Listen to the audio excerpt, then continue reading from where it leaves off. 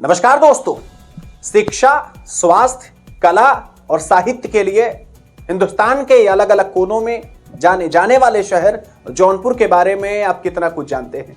क्या आपको पता है कि जौनपुर का इतिहास कैसा है? क्या आपको पता है जौनपुर ही एकमात्र ऐसा शहर है जिसे जौना खां ने बसाया था? ये जौना खां कौन है?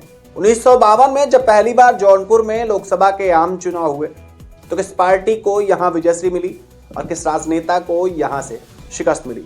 राजनीतिक बात करें या फिर भौगोलिक बातचीत कर लें, जौनपुर शहर का अपना एक खुशनुमा इतिहास रहा है। जौनपुर अपने इत्र की खुशबू और इमरती के मिठास के लिए जाना जाता है। इस खास पेशकश में हम आपको जौनपुर का इतिहास बताएंगे। न सिर्फ जौनपुर का इतिहास बल्कि जौनपुर का राजनीतिक इतिहास कैसा रहा है, इस बात की भी चर्चा करेंगे। इस बार चर्चा होगी 1952 के देश की पंचायत के सबसे बड़े चुनाव से लेकर के 2024 में होने वाले लोकसभा के आम चुनाव को लेकर के। लेकिन सबसे पहले जौनपुर के इस भौगोलिक इतिहास से जुड़ी आप इस खास वीडियो को जरा गौर से देखिए। प्राचीन किंवदंतियों के अनुसार जमदग्नि ऋषि के नाम पर इस शहर का नामकरण हुआ था। जमदग्नि का एक मंदिर यहाँ आज भी स्थित है। इस बात की लोग कल्पना भी करते हैं।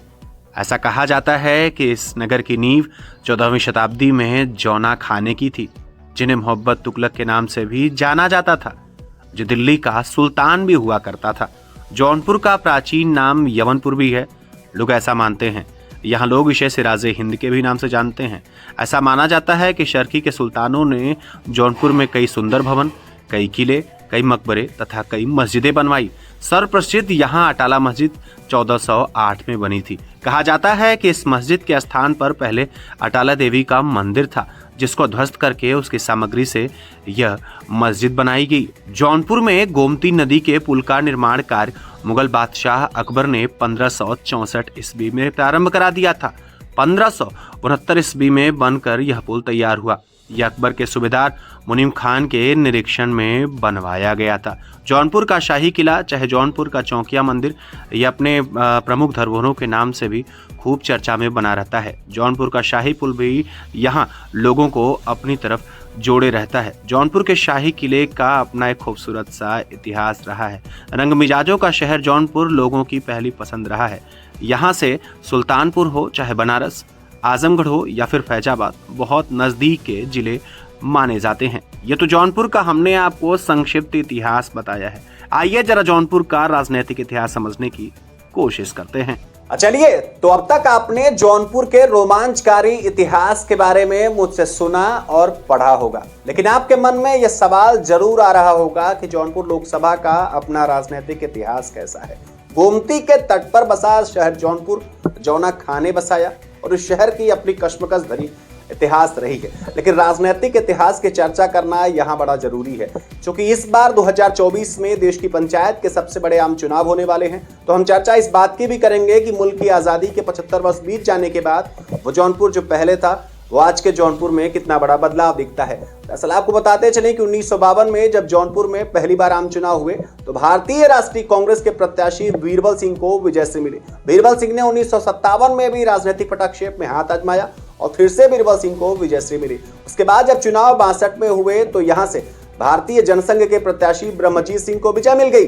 62 से लेकर के 67 तक भारतीय जनसंघ का दंभ भरने वाले ब्रह्मजीत भी यहाँ हारे। 1967 में भारतीय राष्ट्रीय कांग्रेस के राजदेव सिंह यहाँ से सांसद बन गए। अब आपके मन में यह सवाल आएगा कि जौनपुर लोकसभा में कुल मिलाकर के कितनी विधानसभाएं हैं। दरअसल आपको बताते चलें कि जौनपुर लोकसभा में कुल मिलाकर के 5 विधानसभाएं आती हैं। सबसे पहला शाहगंज, दूसरा मल्हनी, तीसरा जौनपुर सदर, चौथा मुगराबाद शाहपुर और 5वां बदलापुर। जाम का झाम झेलते शहर जौनपुर की सिर्फ इतनी कहानी नहीं है। यहाँ 1977 में महाराजा यादवेंद्र दुबे ने जनता पार्टी से, 1980 में अजीमुल्ला आजमी ने जनता पार्टी से, 1984 में कमला प्रसाद सिंह ने भारतीय राष्ट्रीय कांग्रेस से विजयश्री हासिल की थी। 1991 में अर्जुन सिंह यादव ने जनता दल से, 1996 में राजकेशर सिंह ने भारतीय जनता पार्टी से, तो वहीं 1998 में पारसनाथ यादव ने समाजवादी पार्टी से यहाँ विजयश्री हासिल की थी। जौनपुर लोकसभा का अपना इतिहास बड़ा दिलचस्प है।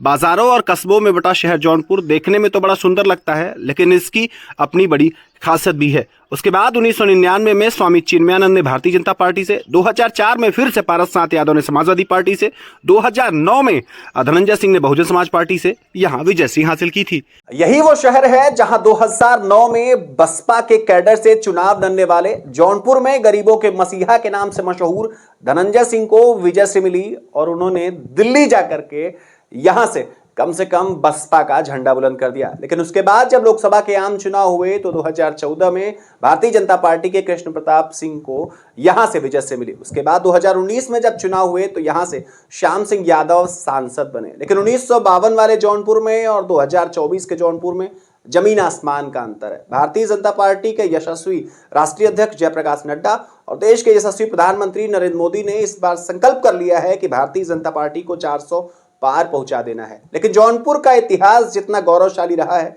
वहीं राजनेताओं ने यहां दकियानूसी के सहारे कहीं न कहीं आम जनता को छलने का प्रयास किया है। खैर, हमने आपको जौनपुर का पूरा राजनीतिक इतिहास बता दिया है। कमेंट बॉक्स में आप मुझे ये जरा बताइए कि जितने भी सांसद अब तक जौनपुर को मिले हैं उसमें सबसे अच्छा काम किसने किया था? क्या अर्जुन यादव, क्या बीरबल यादव, क्या राजकेशर सिंह या फिर इसके साथ साथ धनंजय सिंह? कौन आपके लिए सबसे बेहतर है, आप जरूर बताइए। लेकिन एक सवाल मैं आपके लिए जरूर छोड़े चलता हूं कि 2024 के यहां से चुनाव जो जौनपुर में होने वाले हैं, भारतीय जनता पार्टी ने यहां से कृपाशंकर सिंह को मैदान में उतारा है। यहां से बसपा ने और समाजवादी पार्टी ने अपने प्रत्याशियों की घोषणा अभी नहीं की है। लेकिन इस बार क्या मोदी के मंसूबे 400 पार पर भारतीय जनता पार्टी मुहर लगा पाएगी? क्या इस बार जौनपुर की सीट भाजपा के खाते में जाएगी? यह सवाल अपने आप में बहुत बड़ा है। आप मुझे कमेंट बॉक्स करके बताइए कि जौनपुर की सीट आखिर कौन लेकर जा रहा, और क्या जौनपुर जो पिछड़ा हुआ है वो दूसरे शहरों की तरह और आगे निकलेगा? जौनपुर में क्या क्या कमियां हैं? जौनपुर को कैसा नेता चाहिए? यह भी आप मुझे कमेंट बॉक्स में जरूर बताइए। जुड़े थे आप मेरे साथ, जुड़े थे आप स्वराज के साथ। इस